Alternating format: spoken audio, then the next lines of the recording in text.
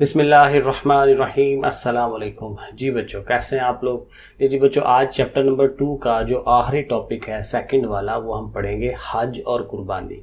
तफसील से पढ़ेंगे ताकि आप लोगों का जो पेपर है ज़्यादा अच्छा हो और दुनिया और आखिरत दोनों में हमें कामयाबी मिले, क्योंकि ये चीज़ें समझना मुसलमान होने के नाते भी बड़ा ज़रूरी होता है। तो चलें शुरू करते हैं। कहते हैं जी, हज अरकान इस्लाम में एक अहम रुकन है। ठीक है, इस्लाम के रुकन थे ना 5, तो उनमें से एक रुकन है हज, जो हर साहब इस्तात वो बंदा होता है जिसके पास पैसे हों उतने, वो काम जो उसको कहा जा रहा है उसको काम करने की सलाहियत हो उसके अंदर। ज़ाहिर है आजकल रुपए पैसे के हिसाब से ही देखा जाता है, और ज़ाहिर है वो जा भी सकता हो, यानी वो फिजिकली भी उतना वो फिट हो। तो जो हर साहब इस्तात मुसलमान पर ज़िंदगी में एक बार फ़र्ज़ है। हज कितनी दफ़ा? एक दफ़ा फ़र्ज़ है। अल्लाह ताला इरशाद फरमाते हैं, वलिल्लाहि अलन्नासी हिज्जुल बैती मन इस्तताअ इलैहि सबीला। और अल्लाह के लिए लोगों पर इस घर यानी कि बैतुल्लाह यानी कि खाना काबा का हज करना फ़र्ज़ है, जो कोई भी उसकी तरफ जाने की इस्तात रखता हो। ठीक है, यही बात अल्लाह ताला कह रहे हैं। हज इस एतबार से एक जामे इबादत है। इबादत तो है लेकिन ये जामे है। जामे का मतलब कि इसमें सारी चीज़ें आ रही हैं कि ये बैक वक्त यानी कि एक ही दफ़ा में रूहानी भी है, अंदर से इंसान को सुकून मिलता है, बदनी भी है, जिस्म जो है उसमें काम करता है, आपको मुशक्क़त करनी पड़ती है, अपने जिस्म को थकाना पड़ता है, और माली इबादत भी है क्योंकि आपको पैसे भी लगाने पड़ते हैं। और ये खसूसियत किसी दूसरी इबादत को हासिल नहीं है। ज़ाहिर है कि बाकी इबादत अपनी जगह है, वो उनके बाकी इबादत में ये सारी चीज़ें शामिल नहीं होती।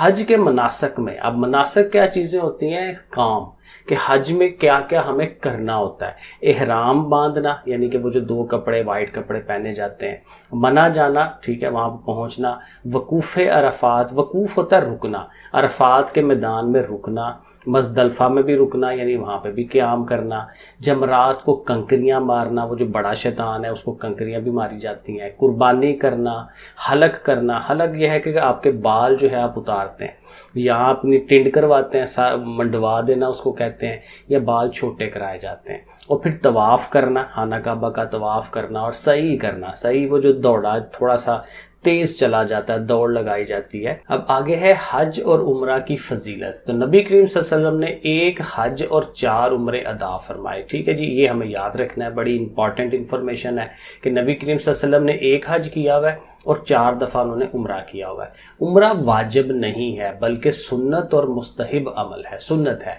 सुन्नत ज़ाहिर है उसी को कहते हैं ना जो नबी करीम सल्लल्लाहु अलैहि वसल्लम ने किया काम और हम भी उसको करते हैं, तो उसको सुन्नत कहते हैं। और मुस्तहिब वही कि जो उसको अच्छा समझा जाता है, अच्छी चीज़ समझी जाती है। नबी करीम सल्लल्लाहु अलैहि वसल्लम का फरमान है कि एक उम्रा के बाद दूसरा उम्रा करना दोनों उम्रों के दरमियान के गुनाहों का कफ़ारा है। ठीक है, ज़ाहिर है एक उम्रा किया उसके बाद 2 साल बाद दूसरा किया, तो उसके दरमियान अगर कोई गुनाह हो जाते हैं तो उसका कफ़ारा है, यानी कि वो गुनाह ख़त्म हो जाते हैं। और हज मबरूर, अब हज मबरूर क्या है? मकबूल हज, यानी वो हज जिसको अल्लाह ताला कबूल फरमा लेते हैं। अल्लाह ताला कहते हैं कि हाँ भाई बड़ा ज़बरदस्त आपने किया है, तो उसकी जज़ा जन्नत के सिवा और कुछ नहीं है। ठीक है, जो एक अच्छा हज आप करके आते हैं, अल्लाह ताला उसको कबूल करते हैं, तो फिर आपको जन्नत मिलनी ही मिलनी है। नबी करीम सल्लल्लाहु अलैहि वसल्लम ने 3 लोगों को अल्लाह ताला का मेहमान करार देते हुए इरशाद फरमाया, अल्लाह ताला की राह में जहाद करने वाला, हज करने वाला और उम्रा करने वाला अल्लाह का मेहमान है। ठीक है, तो अल्लाह के मेहमान जो है वो ये 3 तरह के लोग हैं। जहाद के लिए निकलने वाले, अल्लाह के रास्ते में अल्लाह के लिए लड़ाई लड़ने के लिए, और हज करने के लिए जो बंदा निकल रहा है, और उम्रा करने के लिए निकल रहा है, तो ये 3 लोग अल्लाह ताला के मेहमान हैं। अल्लाह ताला ने उनको बुलाया तो उन्होंने हाज़री दी, यानी कि वो हाज़िर हो गए, और उन्होंने अल्लाह ताला से मांगा तो उसने उन्हें अता किया, ये अल्लाह ताला फिर देते भी हैं। अब हज करने का एक मुख्तसर तरीका, वरना तो बड़ी डिटेल इसमें चीज़ें आती हैं, तो मोटी मोटी चीज़ें यहाँ पे आपको बताई जाएंगी। तो कहते हैं हज करने वाला 8 ज़ुल्हिज्जा को, यानी ज़ुल्हिज्जा की 8 तारीख को सुबह की नमाज के बाद एहराम बांधेगा 2 رکعت نماز پڑھے گا. احرام باندھنا وہی ہے کہ جو اپنے گھر والے کپڑے ہیں وہ اتار کے, تو یہ 2 جو کپڑے ہوتے ہیں وائٹ کلر کے یہ پہنے جاتے ہیں, ایک نیچے اور ایک اوپر جو ہے وہ ایز اے قمیض کے طور پر اس کو پہنا جاتا ہے. 2 رکعت نماز پڑھیں گے اور یہ دعا کرے کہ اے اللہ میں حج کا ارادہ کرتا ہوں, ظاہر ہے کہ نیت کر رہے ہیں, ارادہ کر رہے ہیں, تو اس کو میرے لیے آسان کر دے اور اس کو قبول فرما. یہ ظاہر ہے ہمیں یہی چاہیے ہوتا ہے نا کہ اللہ تعالیٰ اسے قبول کر لیں, اور تلبیح کے درج ذیل الفاظ بلند آواز میں ادا کرے. تو یہ تو ظاہر ہے آپ لوگوں نے سنے بھی ہوں گے کہ لبیک اللہم لبیک لبیک لا شریک لک لبیک ان الحمد والنعمت لک والملک لا شریک لک. تو یہ الفاظ جو ہیں وہ بار بار دہرائے جا رہے ہوتے ہیں, اور اس کا ترجمہ کیا ہے کہ حاضر ہوں اے اللہ, میں حاضر ہوں, میں حاضر ہوں, تیرا کوئی شریک نہیں, تیرے ہی لیے تعریفیں ہیں, نعمتیں اور بادشاہت تیری ہی ہے, اور تیرا ان میں کوئی شریک نہیں. ٹھیک ہے, تو یہ ظاہر ہے اللہ تعالیٰ کی اس میں تعریفیں ہم بیان کر رہے ہوتے ہیں اور اپنے آپ کو اللہ تعالیٰ کے حضور جو ہے وہ پیش کر رہے ہوتے ہیں. فجر کی نماز کے بعد مکہ مکرمہ سے منع کے لیے روانہ ہوا جاتا ہے, منع کی طرف ہم چل پڑتے ہیں. ظہر کی نماز وہاں پہنچ کر پڑھی جاتی ہے, اور 9 ذوالحجہ یعنی اگلے دن جو ہے نماز فجر کے بعد منع سے عرفات کے لیے روانہ ہوا جاتا ہے. عرفات وہی میدان ہے جہاں پہ رکنا ہے, وقوف عرفات جس کو ہم کہتے ہیں. مغرب تک عرفات میں قیام کرے گا یعنی وقوف کرے گا اور دعا مانگے گا.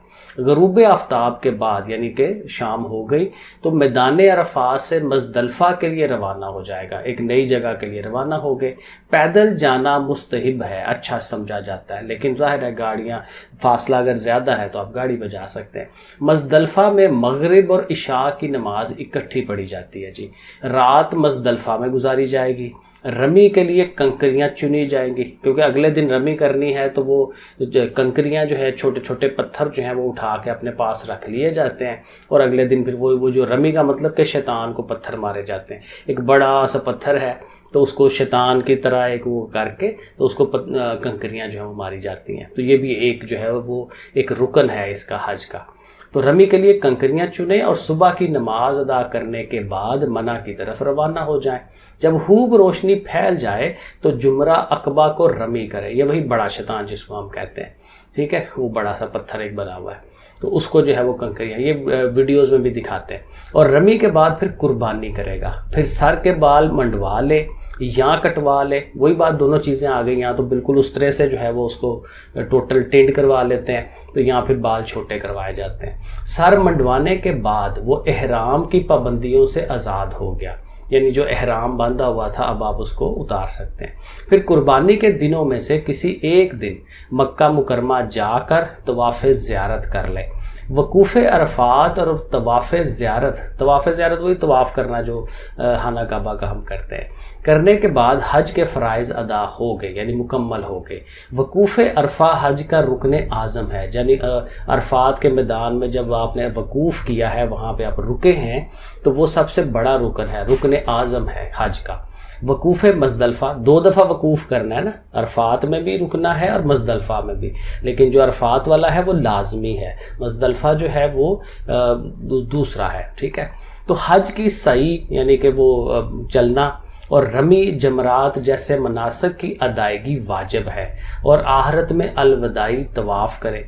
اس کے بعد مدینہ منورہ کا سفر کرے. اب ظاہر ہے وہاں مکہ مکرمہ کے یہ سارے کام ہو رہے ہیں نا, تو پھر مدینہ جانا ہے. مدینہ میں ظاہر نبی کریم صلی اللہ علیہ وسلم کی جو قبر مبارک ہے وہ وہاں پہ موجود ہے, اور وہاں 8 یا 9 دن کے قیام میں کوشش کرے کہ مسجد نبوی, ظاہر مسجد نبوی وہیں پہ ہے, تو وہاں پہ متواتر یعنی لگاتار جو ہے 40 نمازیں پڑھے. اچھا, ایک ٹاپک تو یہ حج کا ہو گیا. اب قربانی کا بھی ہے. قربانی جیسے ابھی ریسنٹلی قربانی ہوئی ہے, عید الاضحیٰ ہوئی ہے, تو قربانی سے مراد, اور یہ دیکھیں حج کے دوران ہی ہو رہا ہوتا ہے نا یہ سارا سلسلہ, تو اس لیے دونوں کو لنک کیا ہوا ہے. تو قربانی سے مراد اللہ تعالیٰ کے قرب کے حصول کے لیے یعنی اللہ تعالیٰ کے نزدیک ہونے کے لیے عید الاضحیٰ کے دنوں میں مخصوص جانور کو, اب جانور بھی ہر طرح کا نہیں ہے, مخصوص جانور ہے انہیں کو, ٹھیک ہے, وہ اونٹ ہے, گائے ہے, بکرے ہیں, دمبے ہیں, ٹھیک ہے, ان کو کرنا ہوتا ہے.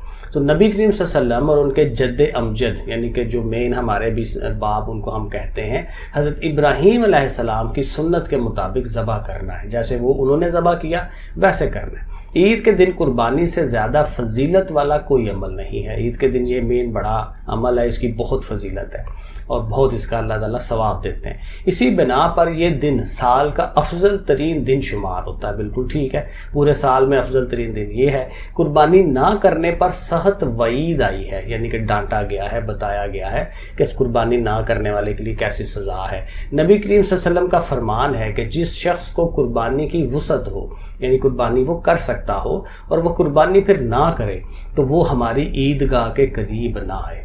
ظاہر ہے عیدگاہ کے قریب وہی آئے گا جو مسلمان ہے، تو مسلمان سے ہی اس کو نکالا جا رہا ہے. اتنی سختی اس کو کی جا رہی ہے کہ تم جو ہے وہ کرنی چاہیے آپ کو قربانی، یعنی آپ کے پاس روپیہ پیسہ ہو تو ضرور قربانی کرے. عید کی نماز سے پہلے قربانی نہیں کی جا سکتی، یہ امپورٹنٹ پوائنٹ ہے. ظاہر نماز پڑھنے کے بعد شروع کی جاتی ہے. اپنے ہاتھ سے قربانی کرنا افضل ہے، اچھی بات ہے. اگر خود جانور ذبح نہ کر سکتے ہوں تو کوئی دوسرا مسلمان اس کی جگہ جانور ذبح کر سکتا ہے، لیکن اس بندے سے اجازت لینی ضروری ہے کہ ہاں بھائی اجازت ہے آپ کی، یہ قربانی میں کر دوں. تو وہ کہتے ہیں ہاں جی کر دیں، تو پھر وہ کی جاتی ہے. نبی کریم صلی اللہ علیہ وسلم نے اپنی ازواج مطہرات رضی اللہ تعالیٰ عنہ کی طرف سے بھی قربانی فرمائی تھی. اجتماعی قربانی میں ایک گائے میں 7 افراد، ظاہر یہ ہمیں پتہ ہے کہ ایک گائے میں 7 افراد کر سکتے ہیں، جس کو ہم بیڑا کہتے ہیں پنجابی میں، اور اونٹ میں زیادہ سے زیادہ 10 افراد شامل ہو سکتے ہیں. البتہ کم از کم کی کوئی تعداد متعین نہیں ہے، یعنی ایک اکیلا بندہ بھی کر سکتا ہے گائے کی قربانی، 2-3 لوگ بھی کر سکتے ہیں، تو 2 یا 3 لوگ بھی برابر گوشت تقسیم کر کے بھی قربانی کر سکتے ہیں. قربانی کا فلسفہ یہ ہے کہ اللہ تعالیٰ کی رضا کے حصول کے لیے اپنی خواہشات کو قربان کر دیا جائے.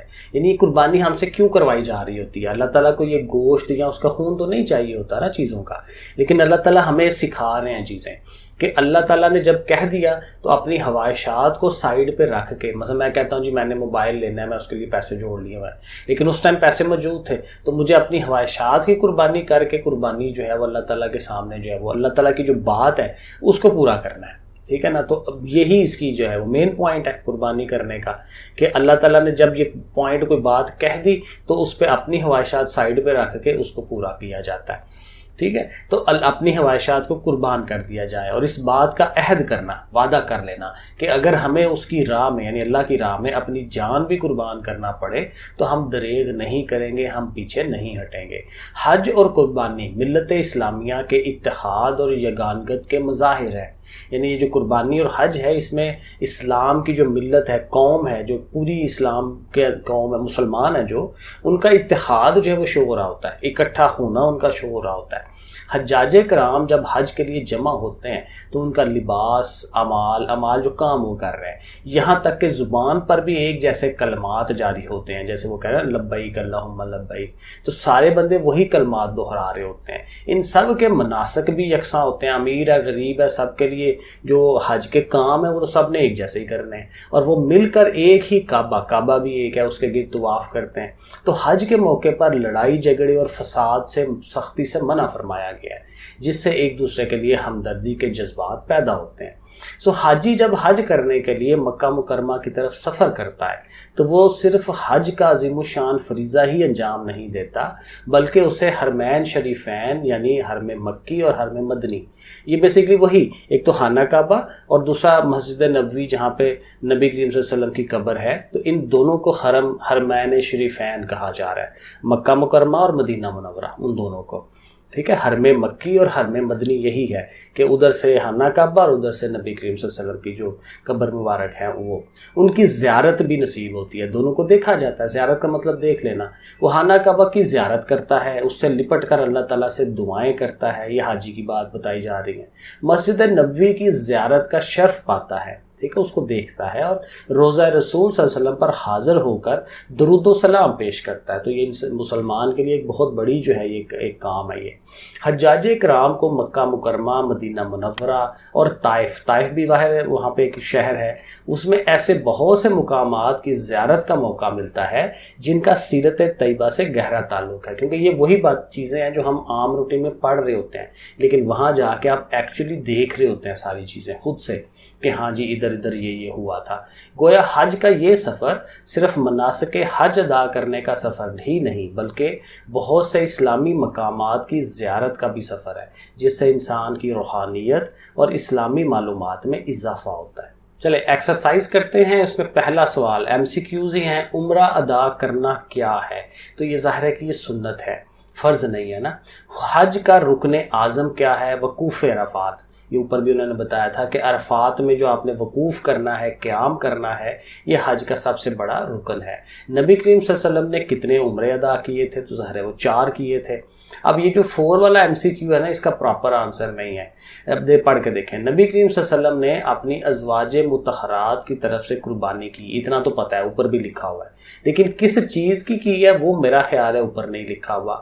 تو آپ بھی ڈھونڈیے گا، اپنے جو اسلامیات کے سر ہیں ان سے پوچھیے گا۔ تو میرا خیال ہے گائے کی تو نہیں ہوگی، میرے حساب سے جو مجھے لگ رہا ہے دمبوں کی شاید ہو۔ تو لیکن آپ یہ چیک کریے گا، آپ کے جو اسلامیات کے سر ہیں شاید زیادہ بہتر بتا سکیں۔ 8 ذو الحجہ کو حاجی احرام باندھتے ہیں، کب باندھتے ہیں؟ فجر کی نماز کے بعد۔ ٹھیک ہے، تو یہ 5 ہی ایم سی کیوز تھے۔ اس کے بعد یہ شارٹ سوال ہیں، 5 شارٹ سوال ہیں اور ایک لانگ سوال ہے، تو ان کے ذرا آنسر دیکھ لیتے ہیں کہاں موجود ہے۔ پہلا سوال ہے حج کے کوئی سے 3 مناسک تحریر کریں۔ مناسک وہی تھا کہ کام، حج میں ہمیں کیا کام کرنے پڑتے ہیں۔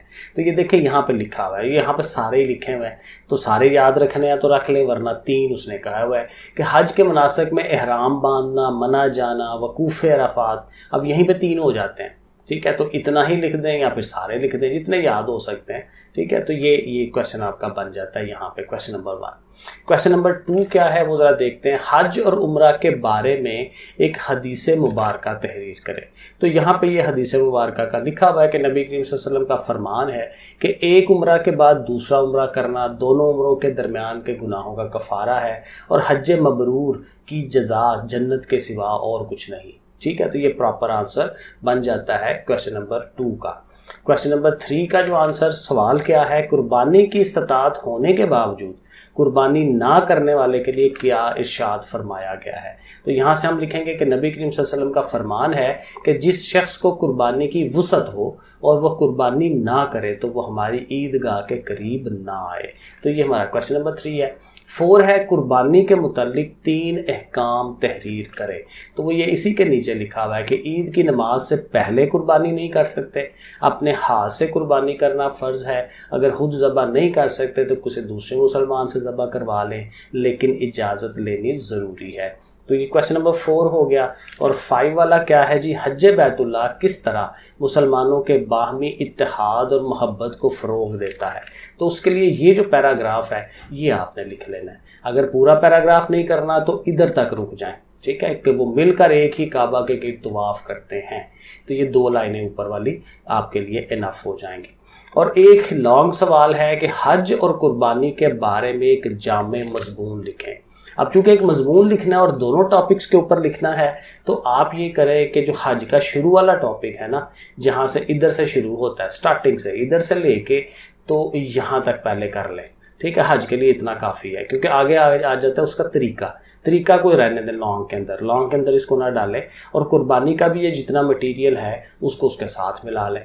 تو یہ ان دونوں کو ملا کے آپ کا ایک لانگ کویسچن جو ہے وہ بن جاتا ہے۔ قربانی کا بھی یہاں سے ادھر سے لے کے تو آپ نے یہاں تک کر لینا ہے، ٹھیک ہے نا۔ تو یہ کافی زیادہ مٹیریل ہو جاتا ہے لانگ کا۔ چلے جی، اوکے، پھر اللہ حافظ۔